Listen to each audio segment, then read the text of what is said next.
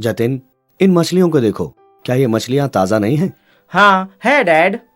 तुम्हें पता है, इन मछलियों को 100 किलोमीटर से भी ज्यादा दूरी से ट्रांसपोर्ट किया जाता है, फिर भी ये इतनी ताजी कैसे है? इन्हें कम तापमान पर रखा जाता है, इसलिए 2 या 3 दिनों के बाद भी ये इतनी ताजी लग रही हैं। लेकिन डैड, हमें मछलियों को कम तापमान पर रखने की क्या जरूरत है?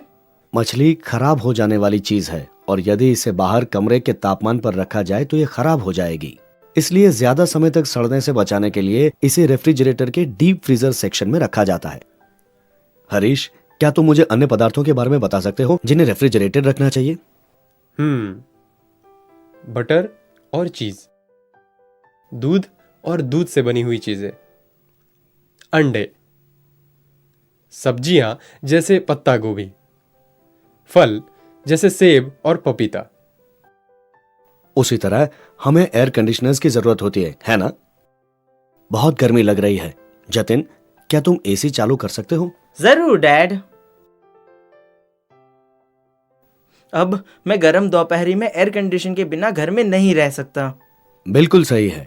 भारत में पड़ने वाली गर्मी में सीलिंग फैंस ज्यादा प्रभावशाली नहीं रहते। गर्मी सहना बहुत मुश्किल हो जाता है। एयर कंडीशनर या एसी गर्म और नमी वाली जगहों से गर्मी निकालकर हमें राहत पहुंचाता है। पिछले कुछ सालों में एयर कंडीशनर्स में अच्छा विकास हुआ है। लगभग 20 साल पहले जब ये बाजार में आया था तो केवल कुछ ही लोग इसे ले पाते थे क्योंकि ये बहुत ही महंगे थे। लेकिन आज भारत के ज्यादातर कुटुंबों में एसी है। इतना ही नहीं, शुरू में केवल विंडो एयर कंडीशनर्स उपलब्ध थे, लेकिन अब स्प्लिट एयर कंडीशनर्स भी उपलब्ध हैं।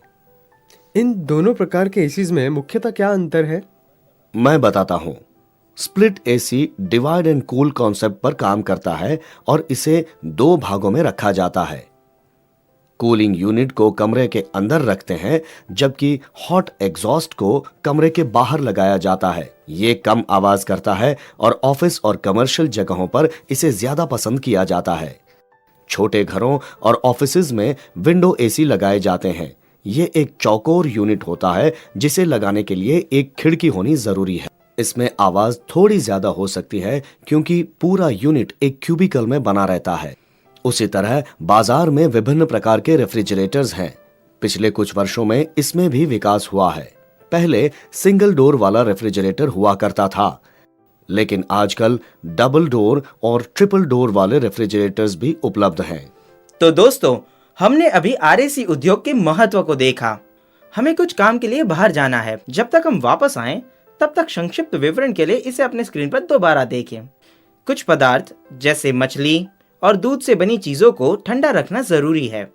एयर कंडीशनर्स अतिरिक्त गर्मी से राहत दिलाने में मदद करता है और मुख्य तापमान और नमी को बनाए रखता है। पिछले कुछ वर्षों में एयर कंडीशनर्स में अच्छा विकास हुआ है और आज विंडो तथा स्प्लिट दोनों प्रकार के एयर कंडीशनर्स में उपलब्ध हैं। अब बाजार में single, double, triple door refrigerators भी उपलब्ध है।